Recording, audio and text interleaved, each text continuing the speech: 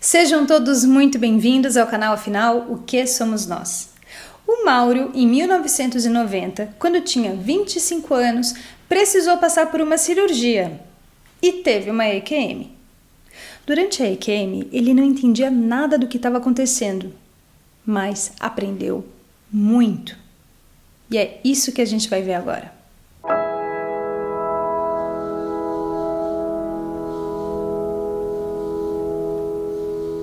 Boa tarde, Mauro. Muito obrigado por você compartilhar conosco do canal Afinal que Somos Nós, a sua experiência mística, a sua EQM. Pediria, por favor, para que você se apresentasse e nos contasse a sua história. Muito obrigado. De nada, boa tarde. Meu nome é Mauro Reis Guedes, estou falando de Três Fronteiras, São Paulo, tenho 54 anos.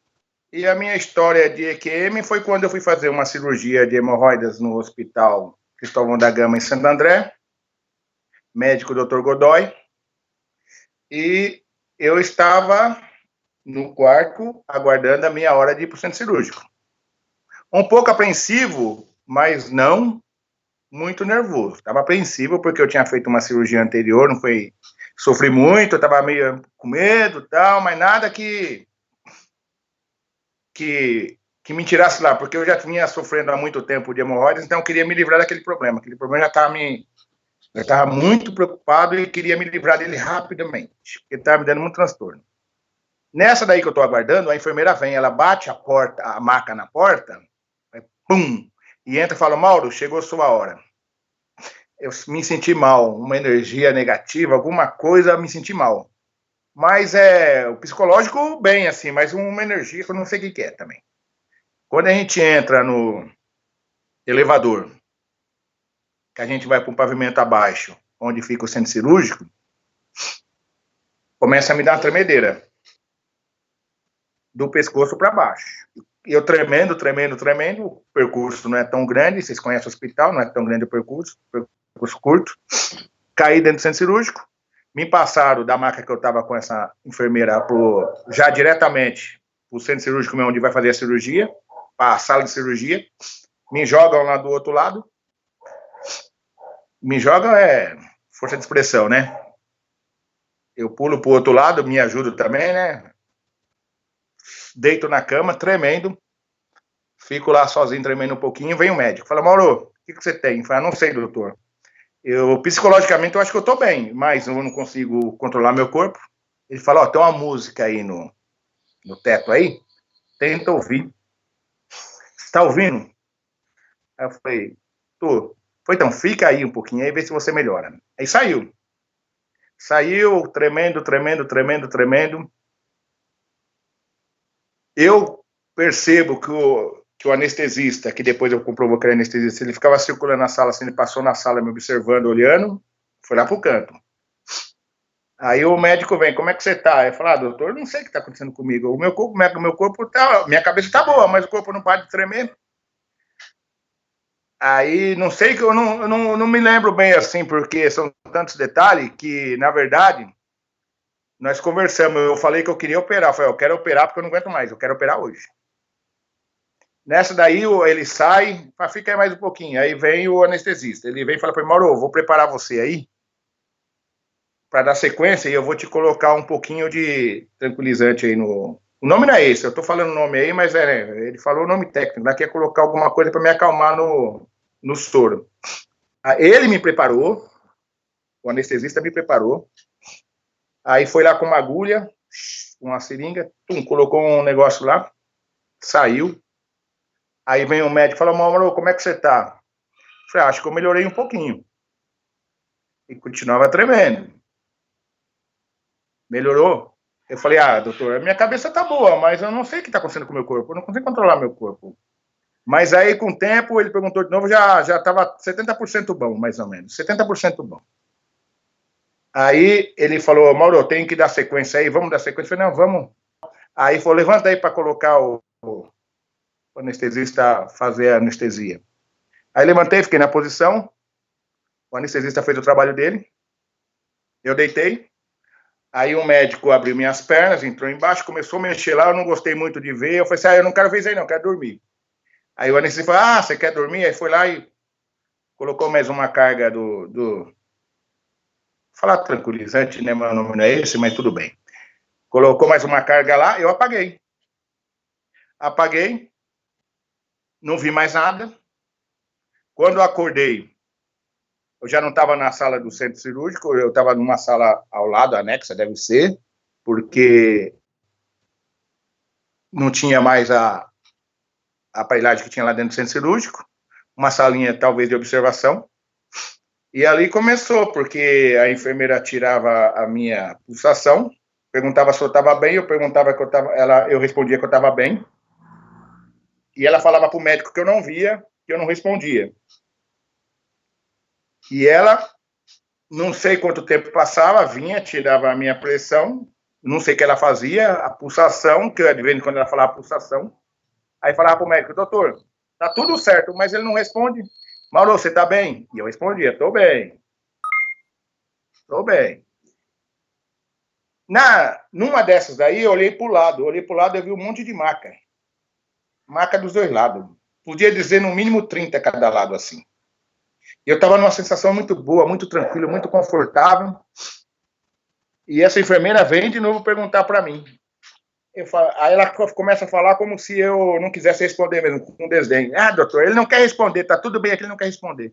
Falei, que enfermeira chata, não vou responder mais nada também, tá tão gostoso aqui, não vou responder mais nada, vou ficar por aqui mesmo. E aí eu tô lá, aí ela vinha perguntar para mim, eu não respondia mais. Não respondia.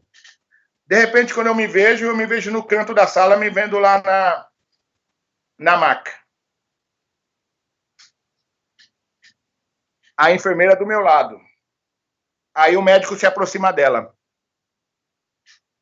Aí o médico fala assim, eu não posso perder esse rapaz. Você vai ficar aqui, você vai tomar conta dele. Eu vou para minha casa que eu estou cansado. Mas ai de você se você não ligar para minha casa e não me acordar para me dizer do rapaz. Você vai ter que falar comigo. Eu já avisei todo mundo aqui no hospital, tá todo mundo sabendo, eu não posso perder esse rapaz. Confirma, vê se os equipamentos aí tá tudo certo. Eu não sei que equipamento que é esse. Vê se tá tudo certo e confere tudo. E o primeiro grito que você der no hospital vai vir um monte de gente aqui para cuidar desse rapaz. Eu não posso perder esse rapaz. Isso aí eu escutei lá de cima, o médico falando com ela. E eu tô sem saber o que está acontecendo. E eu fico me vendo ali, eu não sei o que está acontecendo, eu fico me vendo ali, de repente eu não estou mais ali. De repente eu estou mais para cima ainda. Num lugar, eu podia dizer, uma plataforma, uma porta e luzes. Luzes. Não que eu via luzes, mas é um branco,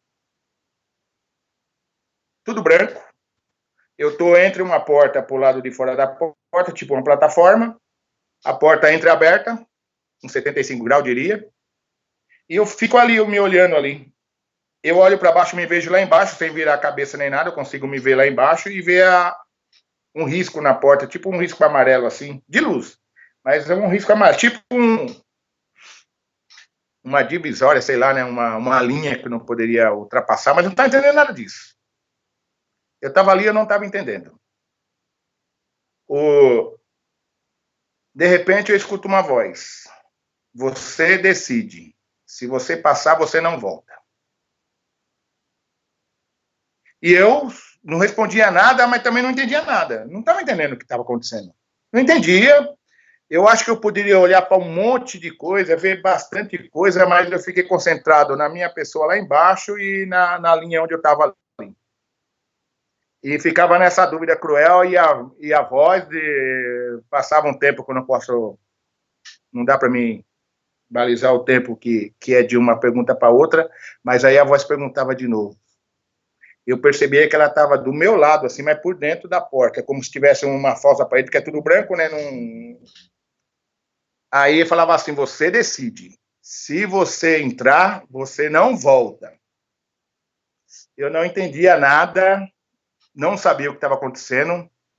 Eu queria saber por que eu estava ali, se eu estava na maca, depois eu não estava mais na maca, já estava no canto da sala. O que eu estou fazendo ali em cima? Eu estava tentando entender isso aí, mas não estava conseguindo entender. Não tinha como entender isso aí. A voz fala de novo. você decide. Se você entrar, você não volta. Só que o tom de voz, assim, cada vez que falava era um pouquinho mais bravo. Não era uma voz suave, não.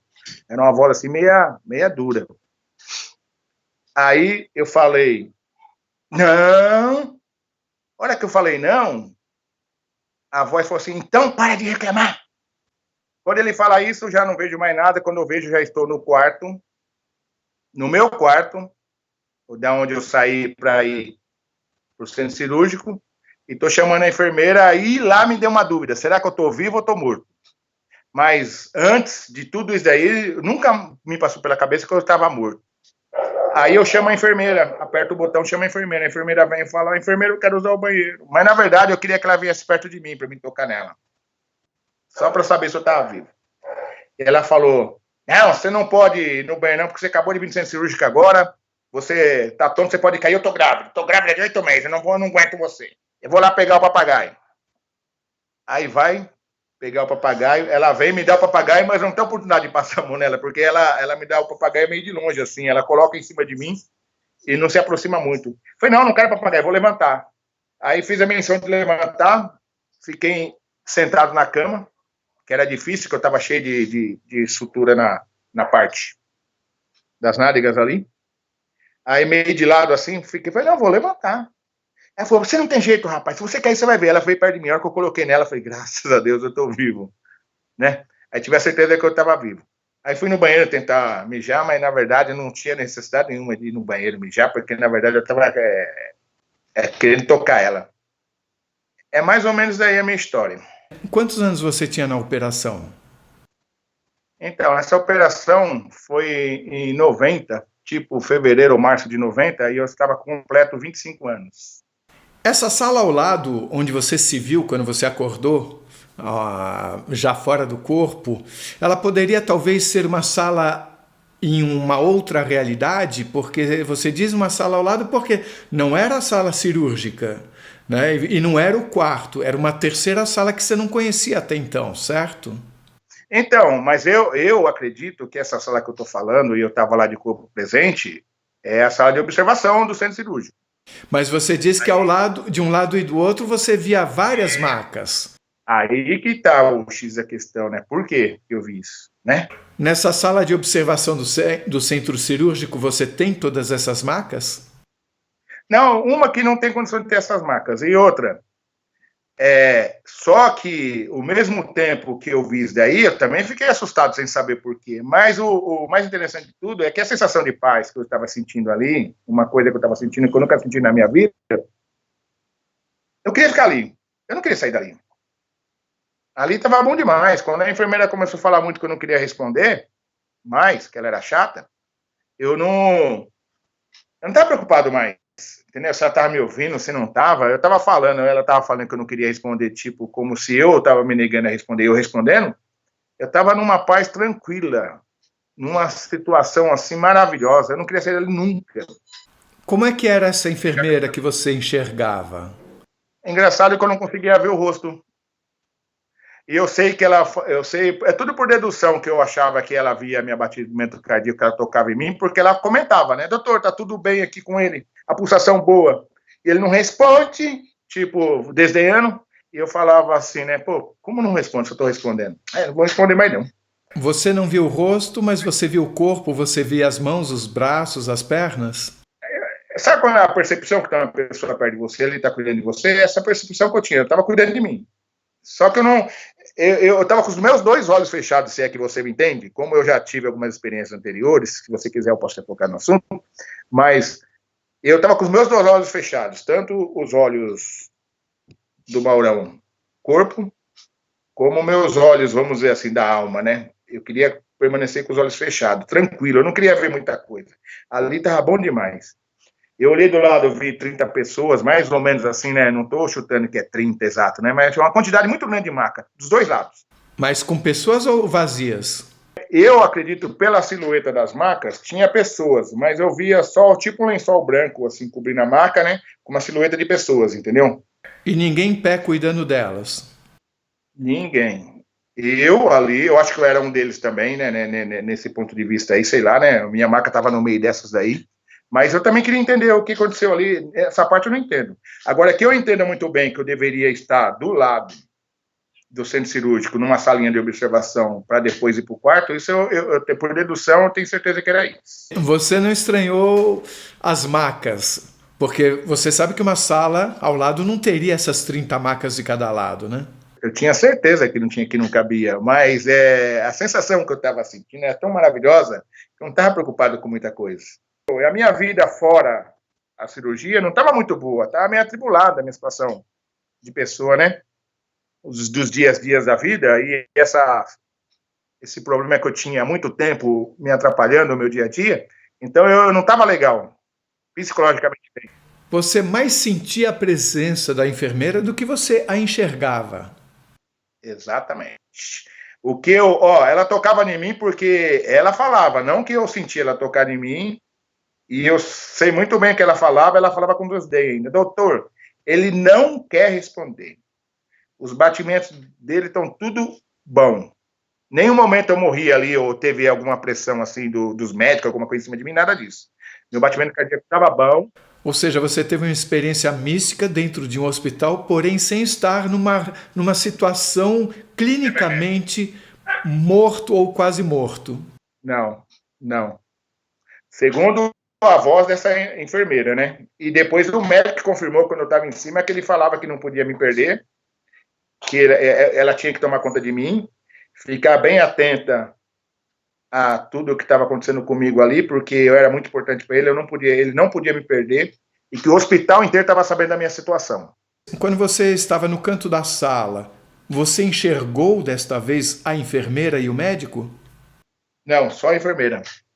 Enfermeira que antes você não tinha visto, só tinha sentido. Na verdade, eu nunca vi a cara dela. Eu não sei falar como que ela é de rosto. Eu sei que era ela porque a voz era feminina, certo? E a silhueta dela, assim, ela estava de avental. A primeira vez que você ouviu a enfermeira falando que você se sentia deitado numa sala ao lado, você via ou percebia a silhueta dela também? Percebia, mas não vi o rosto. Até hoje eu não sei que rosto que é, quem que é essa mulher, entendeu? Do médico você não viu nada, só escutou a voz. O médico, só a voz. Depois que você ficou bom, ninguém falou para você do médico, o médico não falou para você se você passou por alguma situação crítica de saúde durante a operação?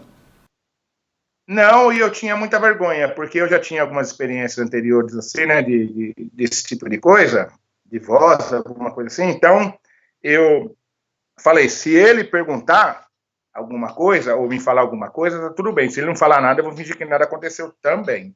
Porque, na verdade, eu tenho medo de ser ridicularizado, né? Tinha medo de ser ridicularizado porque é uma coisa que eu não entendo. Em nenhum momento eu estava passando necessidade ou dificuldade clínica. Eu estava bem, segundo ele, minha batida cardíaca estava boa, minha pulsação estava boa, eu apenas não respondia. Mas levando em conta que esse diálogo que você ouviu aconteceu no momento em que você não estava plenamente nessa nossa realidade, pode ser que tenha acontecido algo fisicamente com você que você nunca tenha sabido. Com certeza. Por que o médico teria dito que você é muito importante para ele? Boa pergunta, fiquei feliz. Quando eu vi isso, eu fiquei feliz. Muito feliz.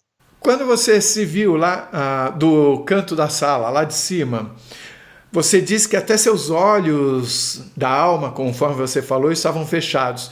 Você sentia ter alguma forma de corpo ou silhueta que fosse mais sutil, que não fosse físico, mas ainda assim uma forma de corpo? Uma forma de corpo, mas sem peso, né? Eu tava levitando, flutuando. E nessas horas aí, é engraçado que você só percebe, no meu caso, né? Eu só percebi a minha mente, né? E como eu estava de olho fechado, eu estava tranquilo lá, ali já não era mais tranquilo. Estava tranquilo, era que eu estava deitado. Estava maravilhoso, eu queria ficar eternamente deitado naquela maca. E por que era menos tranquilo onde você estava no canto da sala? Bom, eu não queria ir para lá e não sei como que eu fui parar ali. Você consegue entender por que era menos tranquilo? O que você sentia? Porque ali eu estava me vendo. Lá eu era um só, lá embaixo na maca. Para mim eu era um só. A enfermeira chatinha, né? Porque ele não quer responder, doutor, como que se eu não quisesse responder mesmo. E Eu estava lá tranquilo, falei, não vou responder para ela mais não, porque não adianta responder, eu vou ficar aqui porque aqui tá maravilhoso. Para que eu vou sair daqui? Tá maravilhoso. Mas na hora que você foi lá para cima e passou a ver o corpo, você sentiu que você era dois. Exatamente. Aí eu comecei a me questionar. Eu acredito que se eu quisesse abrir meu campo visual assim, olhar para tudo quanto é lado, acho que eu ia ver muitas coisas que eu não vi, e do jeito que eu fiquei assim, não é que eu não fiquei, nenhum momento eu fiquei apavorado, desesperado, nervoso, nada disso. Confuso assim com a situação. Eu estava confuso. Por que eu estou aqui se eu estou ali? Como? Quem me explica isso? Por que eu estou aqui se eu estou ali? Você poderia detalhar um pouquinho mais no terceiro lugar onde você estava? Você falou de uma plataforma de luzes, de uma porta entreaberta e de um limite no chão feito por luz que era amarelo. A cor geral qual era? O que predomina é o branco. Inclusive a plataforma. Branco. Tudo branco. Você não via paredes nem teto. Nada. A minha curiosidade é para quê? A minha curiosidade é para que aquela porta ali, entendeu? Que se parece que a gente tinha acesso livre para tudo quanto é lugar. Então, aquela porta ali praticamente era desnecessária. A pessoa que estava do lado ou atrás da porta ali, que eu acredito que é uma pessoa, mas só escutava a voz, entendeu? Eu acho que eu poderia passar por ali mesmo, não usar a porta, pelo lado que eu estava mesmo, entendeu? Porque não tem estrutura física, não tem... são faixas de luzes. Era uma porta, mas ao lado da porta não tinha parede. Não, tudo branco. É como se você pudesse dar a volta na porta. Eu sei que é difícil para entender para muita gente, porque na verdade é o seguinte, como eu estava já meio embasbacado da primeira vez, já estava no canto da parede, imagina a hora que eu subi. A hora que eu subi, que eu não sei como eu fui parar lá, eu não precisava deslocar a cabeça para olhar para qualquer lado que eu quisesse. Eu lá embaixo, eu me olhava diretamente lá. Eu me via lá e via a luz aqui. Eu não precisava fazer movimento nenhum. Se eu tivesse mais tranquilo assim, ou eu tivesse entendendo o processo, eu podia até dar uma enroladinha ali, olhar tudo à minha volta, né, detalhar várias coisas, entendeu? Mas eu não tive essa preocupação e a minha preocupação é de apreensão. Mas em nenhum momento eu me sentia mal. Não me sentia mal, me sentia bem. Mas só que se fosse para escolher dos 3 estádios, eu queria estar no primeiro. Mesmo quando ele falou para você, ele não.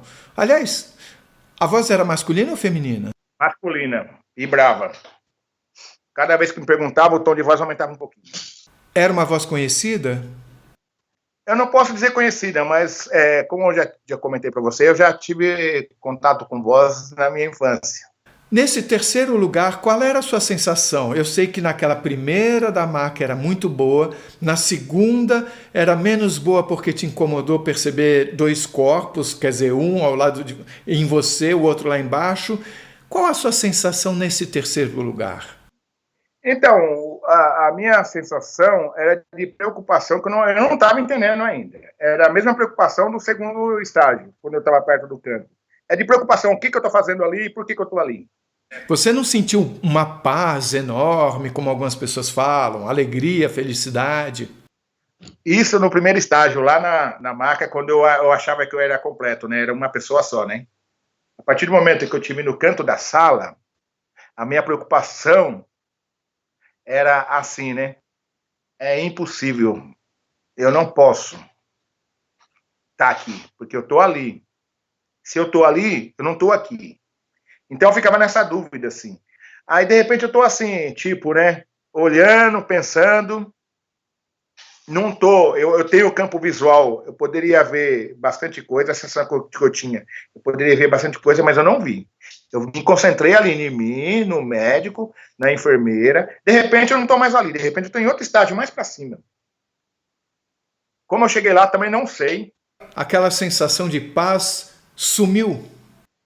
Não sumiu, não é que sumiu, mas vamos dizer assim, né? Ela diminuiu bastante a sensação, drasticamente. Porque na primeira estágio eu não tinha preocupação nenhuma, eu já estava preocupado com alguma coisa. Você percebeu algum detalhe dessa porta? Ou era uma chapa lisa, ou era uma porta de luz? Como é que era isso? A única coisa que eu sei é que, vamos dizer assim, que na porta tem as dobradiças, né? Eu estava do lado da dobradiça, assim, E a luz que tinha ali para simular a porta era diferente das outras cores. Não que seja diferente a cor, é a mesma cor com tonalidade diferente. A fresta, eu via nitidamente a fresta. Assim, eu estou do lado da fresta, aqui do lado de cá, e a porta está entreaberta, uns 75 graus, né? Assim, para mim entrar, eu teria que empurrar a porta para 90 graus para eu entrar. Ela estava meio entreaberta, né? Entreaberta. E essa voz estava atrás da porta.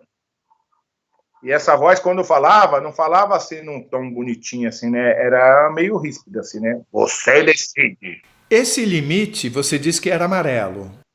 Isso. E era no chão. É. E ficava bem na linha da porta? Bem na linha da porta. Bem na linha da porta. Se fizer um desenho, aquele desenho tridimensional, bem desenhadinho, sabe? Uma posição tridimensional ali, você consegue...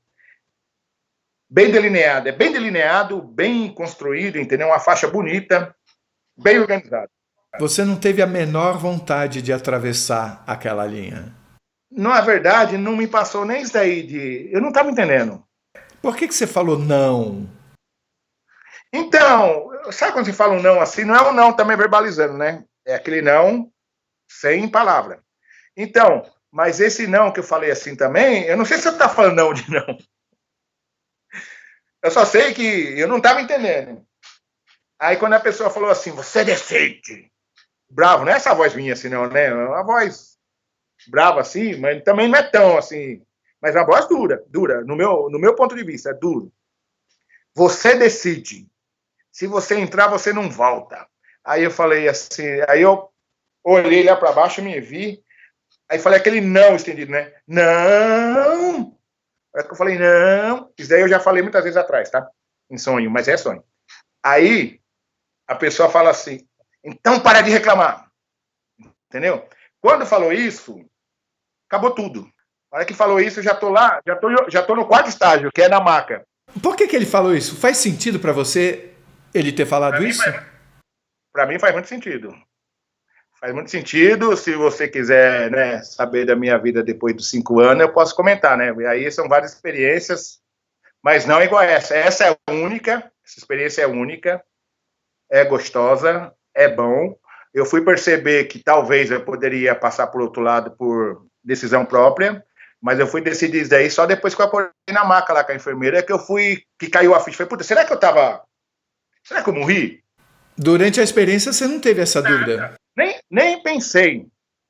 Se outras pessoas falarem aí, pode ver que quando você está numa situação dessa maravilhosa assim, entendeu? Nada é mais importante do que aquele local que você está. É uma sensação assim indescritível. Então vamos falar sobre o que aconteceu antes da experiência, porque você disse que aí a gente vai entender por que faz sentido ele ter falado, então para de reclamar, certo? Aí também eu vou falar também, eu era muito novinho, eu não entendia nada. Você vê que eu não entendi nem nesse momento que eu já tinha 25, imagina com 5 anos de idade. Por volta de 5 anos de idade, eu estou falando 5 anos de idade, mas infelizmente eu não posso precisar o ano, mas eu era novinho, eu acredito que eu deveria ter mais ou menos 5 anos de idade. Eu chorava muito, principalmente à noite. Chorava demais. Chorava copiosamente. Até que, de repente, uma hora, eu tô chorando, sempre de olho fechado, eu não sei por que isso, de olho fechado. Qual a razão do choro? Então, na verdade, eu via muita gente, e na casa que eu morava era muito pequena, não tinha como ter tanta gente assim. E eu também não sei explicar que essas pessoas passavam. Passavam. E aí eu fechava o olho, eu não consigo, até hoje eu não consigo identificar o que era isso. Eu vi uma imagem com o olho fechado que era tipo uma sequência muito rápida passando na minha frente, assim, ó, tipo, vai uma bola de gude, várias passando. Aí eu começava a chorar, eu abri o olho, via esse monte de gente. Eu fechava o olho, via essa imagem passando. Aí eu chorava. As pessoas você só via de olho aberto. De olho aberto. E eu fechava o olho, eu via essa imagem. Muito confuso para mim. Aí, de repente, eu tô numa luz. Subi, não consigo identificar o que é a pessoa, quando eu cheguei perto da pessoa, eu já estava chorando, já comecei a chorar mais ainda, chorando. Como é que essa luz apareceu? Do nada, dava até para me diferenciar. Eu estava no escuro, com a vela ou uma lamparina acesa da minha mãe, que a minha mãe sabia que eu não gostava da escuridão, ela deixava uma lamparina ou uma vela acesa. Eu só estava com aquela luz ali. Aí apareceu aquela luz bonita, lindona do lado assim, tipo um túnel mesmo. Um túnel assim, ó. Subia, eu olhava assim, ó, não tinha fim, infinito. Infinito. E eu subi nela. Subi, cheguei perto de uma pessoa e comecei a chorar. Chorar, e a pessoa falava, sai daqui, chorão. Quando eu falava, sai daqui, chorão, a luz já acabava tudo, já estava em casa chorando de novo, que eu não sei porquê, né? E chorando. Você estava dormindo naquele momento? Não sei, e eu só sei que eu chorava muito. Essa voz que falou, sai daqui, chorão, tem algo a ver com a voz que você escutou lá? É até semelhante, mas de dureza, entendeu? Assim, de rispidez, assim, na palavra. Aí, eu tenho já 8 anos de idade. Com 8 anos de idade, eu ainda não estava na escola. Eu ia fazer 8 anos, porque o meu boletim, eu não tinha o registro de nascimento, eu tinha que buscar na cidade que eu nasci. Hoje é mais fácil, né? Antigamente não era fácil. Então, eu entrei na escola com 8 anos de idade. Só que quando eu tinha 8 anos, meu vizinho foi chamar a minha mãe para mim trabalhar com ele, para me lavar copo numa barraquinha que ele tinha em frente a uma empresa. Lavar copo. E eu fui trabalhar com 8 anos e eu acho que eu não tinha mais, eu estudava tarde, então eu chegava cedo. Eu levantava meia-noite e meia, 1 hora da manhã, para ir na perua, para montar as coisas na porta da empresa. E ali eu reclamei a primeira vez, né? Quando eu estava trabalhando, que eu tinha uns 4 meses, eu comecei a reclamar, e eu sempre conversei comigo mesmo. Desde quando eu tinha 5 anos de idade, eu conversava comigo mesmo. Aí eu comecei a reclamar, né? Por que eu tenho que trabalhar? Por que disso? Por que daquilo? Aí uma voz falava, 40 anos. 40 anos. Eu não entendia. E essa voz é a mesma sempre? Não. Não posso dizer que é a mesma. Mas essa daí já é suave. Essa voz já é mais suave. Não é de chamar a atenção, né? Tipo assim, 40 anos, 40 anos. Eu não entendia nada e sabia que eu estava conversando comigo mesmo, porque eu já tinha 8 anos e tal, né? E vai passando o tempo. Aí eu fiquei 6 meses trabalhando. E eu só tinha 8 anos, fui para 9. Meu irmão é 2 anos mais velho que eu. Meu irmão tinha 11 anos. Meu irmão começou a trabalhar na feira. E ele falou, vou levar você para trabalhar na feira também. Chegando lá, não fala que você não sabe ler e tem que saber fazer conta. Você sabe fazer conta? Eu falei, a minha irmã é 2 anos mais velha que o meu irmão. E a minha irmã me ensinava, brincando de escolinha, a fazer lição. Aí, vou trabalhar na feira, entro na barraca, tem que fazer conta. Eu não sabia ler, mas eu sabia o beabá que a minha irmã me ensinou. E era couve, era não sei o quê. Aí eu trabalhava na minha barraca com meu irmão me dava uma dica, como é que é. E na hora de cobrar? Eu falei, não vai dar certo na hora de cobrar. Aí fiquei com medo. Aí daqui a pouco o patrão fala assim, ó, a mulher ali pegou uma couve. Vou te dar um exemplo aqui para ilustrar só, mas não tem nada a ver os valores, só para você ilustrar. A mulher pegou uma couve de 4, um espinafre de 6 e uma cenoura de 3. 4, 6 e 3. Quanto dá? Daqui a pouco veio uma voz na minha cabeça, 13. Eu 13. Falava aqui. Aí ele falou assim, né? Chutou, né? O verdureiro. Porque eu tô trabalhando com ele lá e tal. Ele quer saber se eu sei, né? Fazer o serviço. E eu passei para a segunda série. Tô com 9 anos, tô na segunda série. Na segunda série você não domina as palavras ainda. Só que eu dominava um pouquinho mais porque minha irmã me ensinava a brincadeira de escolinha e tal. Aí, para confirmar que eu sabia mesmo, aí ele foi de ponta a ponta na barraca. Ele falou assim, ó, isso aqui é 3, isso aqui é tal. Para resumir a conversa, né, ele passou por todas as verduras, falou, quanto dá? Eu X. Ele falou, parabéns.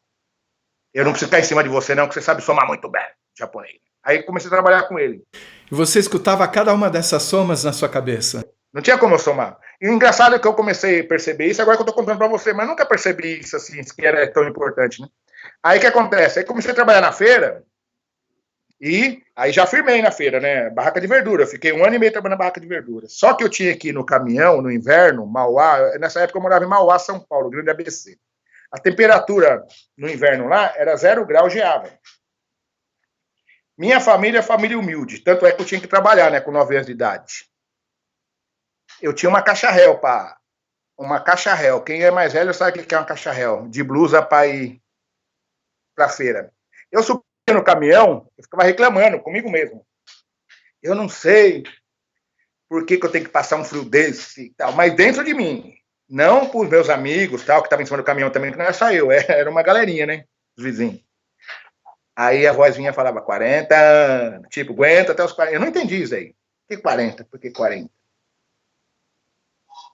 Aí, para resumir um pouquinho a conversa, né, eu saí da verdura, fui trabalhar nas frutas. Aí eu tinha 10 anos, e na fruta era assim, tinha muita coisa que era peso, pesado, tipo uva, melancia, né? Algumas frutas nobres lá era pesada. E sempre quem trabalhava nessa área aí era sempre o patrão, o dono. E era 2 mulheres e um homem que trabalhava lá. Aí fui trabalhar com ela porque tinha que ser um pouquinho mais forte, que tinha que pegar as caixas de laranja e tal, e era pesadinho. E eu era o mais novo de todos lá que trabalhava, só que eu era grandão, né? Eu tenho 1,86 m, eu era espichadão. O pessoal achava que eu não tinha a idade que eu tinha, achava que eu era maior. Aí comecei a trabalhar lá. De repente, a minha função era justamente trabalhar nos pesos. Porque o peso tem as suas variantes de peso, né? Por exemplo, a pessoa pega 1 quilo de uva, você não consegue colocar 1 quilo de uva certinho. Então dá 1,1 kg. Então a uva custava R$ 8. Aí dava 1,2 kg. Eu nem pensava. A hora que dava na balança, colocar na balança 1,2 kg, eu falava, 9,60, serve para a senhora? Sim, ó. Mas não era eu. Sopro, cola. Sabe o que é cola de escola? Alguém me ajudava. Eu colei a vida inteira na feira. E você escutava mesmo? Você sentia ter escutado? Nitidamente. Não, porque eu pessoalmente, como pessoa, não tinha como eu saber aquilo assim tão rápido, entendeu? Eu não tinha dúvida para falar. Eu não tinha assim. Eu não ficava em dúvida. Eu falava na certeza absoluta. Aí eu ia pesar a melancia. Você nunca corta 1 quilo de melancia ou 2. A melancia custa, hoje, vamos dizer, né? R$ 5, R$ 3 o quilo. Você põe a melancia lá, você corta metade ou 1/4, o que dá a pessoa tem que levar, né? Então não tem como. Aí eu cortava 1/4 de melancia. Às vezes é uma sominha complexa, né? Dava 1,380 kg. Eu não fazia conta assim, né? No dedo. É 1,380 kg. 7,22. Tá bom pro senhor, eu faço 7,20. Assim, ó, na lata. E aí, isso daí foi me acompanhando. Eu trabalhei na feira até por volta dos 14 anos e meio, 15 anos. Aí, por o meu irmão ter entrado no Senai de uma empresa muito boa, multinacional, Volkswagen, fazia Senai lá. Então, o caminho era eu fazer Senai também. Então, eu me preparei para entrar no Senai da VUC. Chegou lá, não passei no teste. Não passei no teste, aí continuei trabalhando na feira. Aí, com 15 anos, eu fui fazer Senai São Paulo. Aí, fui fazer Senai. Acabou. Eu não ouvia mais vozes. Ninguém me ajudava mais. Ninguém me abandonaram. Aí eu fiquei na revolta. Aí, nessa época aí, eu tinha o quê? Fazendo Senai, era 1 ano e meio o curso que eu fazia lá, né? Então, não dava para fazer mais nada. Mesmo assim, eu fazia um biquinho com meu vizinho para ganhar um dinheirinho, para me pagar meus custos de viagem até o Senai, né? Eu trabalhava com meu vizinho num bar, lá no bar. Só que aí eu fazia amigo lá, nós íamos nadar, tinha rio perto de nadar. Eu ia nadar nesse rio. Aí comecei a mergulhar. Aí os caras falavam, você não tem medo de morrer? Aí eu pensava, eu não falava, eu pensava, né? Eu vou viver até os 40. Porque eu lembrava dos 40 anos. Eu por dedução, falei, não, eu vou viver até os 40. Aí, mais pra frente, eu ainda não tô... Eu tô na revolta que esse pessoal aqui me largou, mas já tô ficando velho também, né? Aí eu tô com um amigo meu, nós estamos andando de moto, vendo o jogo, e ele corria muito de moto. Corria muito. Ria muito. Ele falava, você não tem medo de andar na minha garupa, não? Eu falei, não. Você não tem medo? Eu falei, não. Aí eu pensava nos 40. Não é que eu falava assim, medo ou não, que eu não tinha certeza absoluta, né? Mas 40 me perseguia.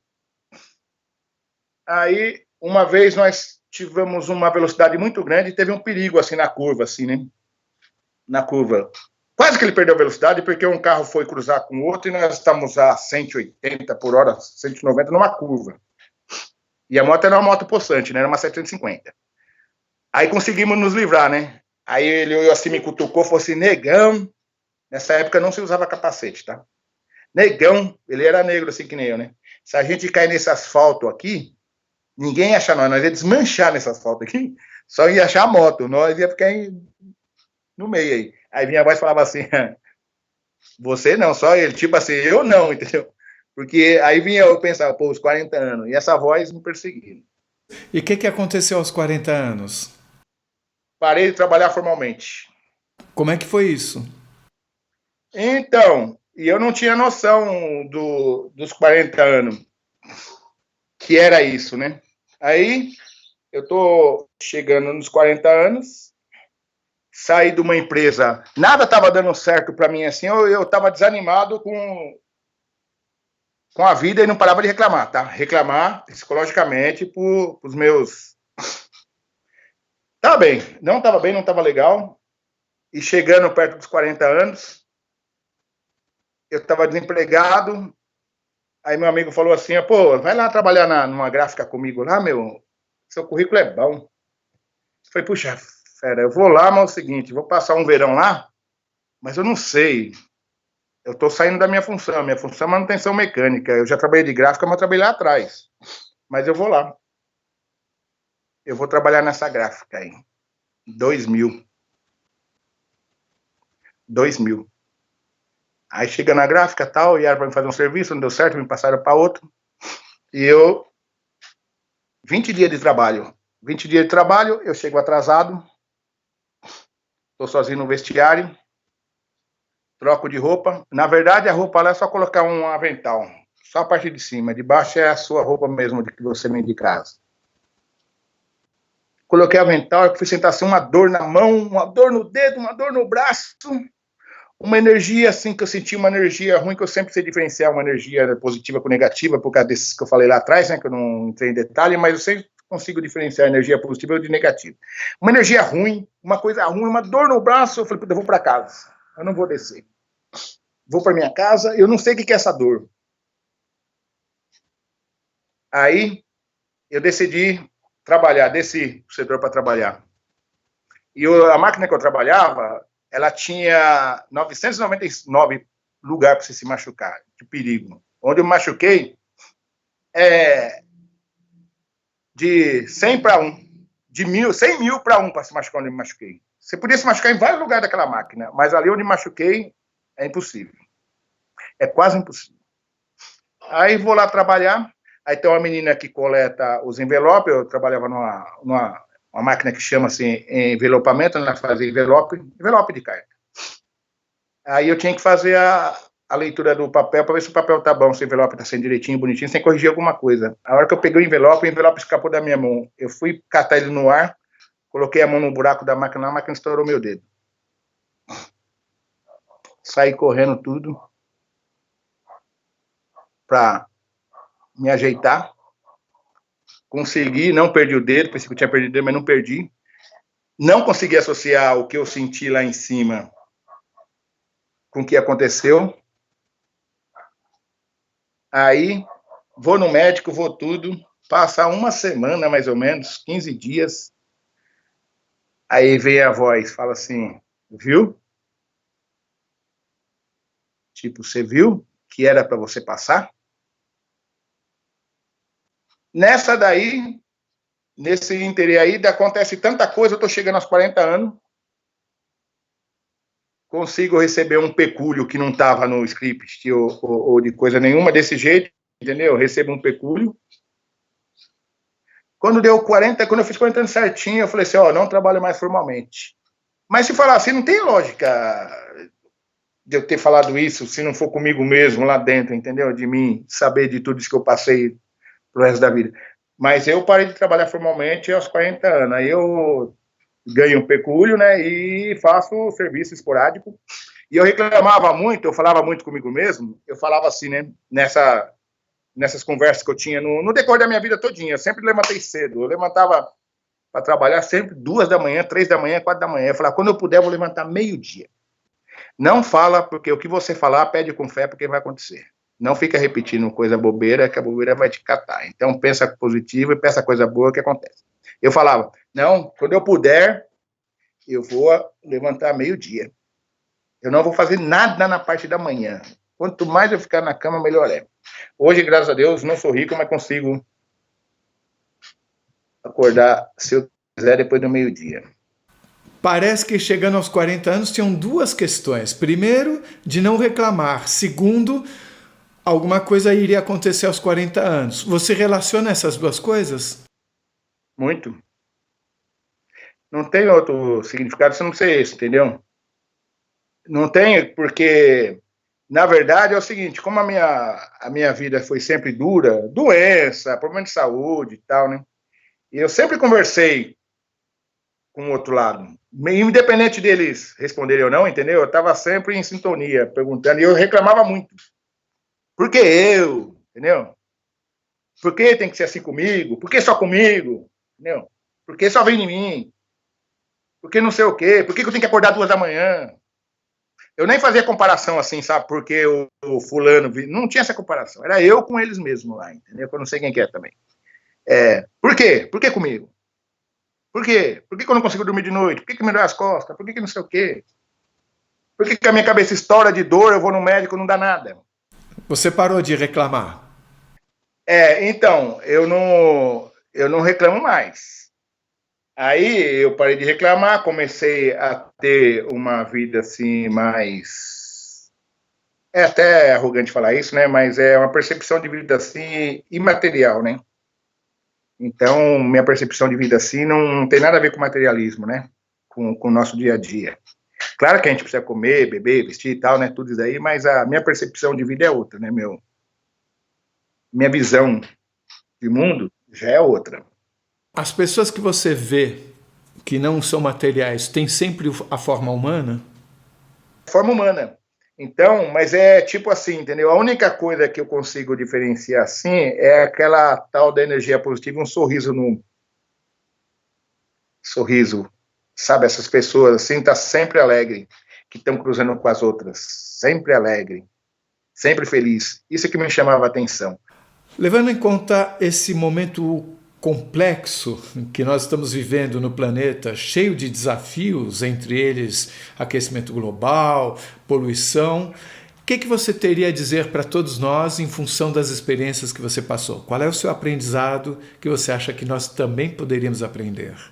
Quem não passou por experiência nenhuma, tal, tem sua própria experiência de vida, né?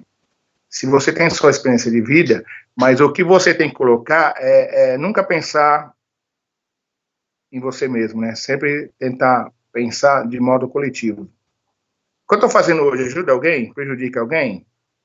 Para eu pensar num futuro melhor, a gente tem que transformar nós mesmos, né? A transformação, às vezes a gente pensa muito em mundo, o que está acontecendo lá fora, e a resposta está bem pertinho da gente, do lado da gente.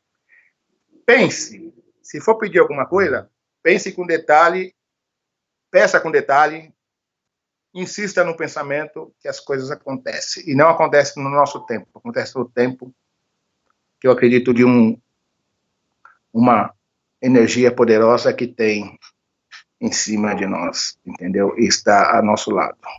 Se você gostou, por favor, se inscreva no nosso canal, dê likes, faça comentários, compartilhe com os amigos, divulgue para todo mundo. Toca o sininho que você sempre fica sabendo assim que chega vídeo novo, fresquinho, saindo do forno. E se você tem alguma dúvida ou passou por uma EQM e gostaria de compartilhar a sua história com o mundo, por favor, nos escreva. O nosso e-mail é afinal-o-que-somos-nós@gmail.com. Essa é uma nova fronteira do conhecimento humano. Vamos juntos atravessá-la?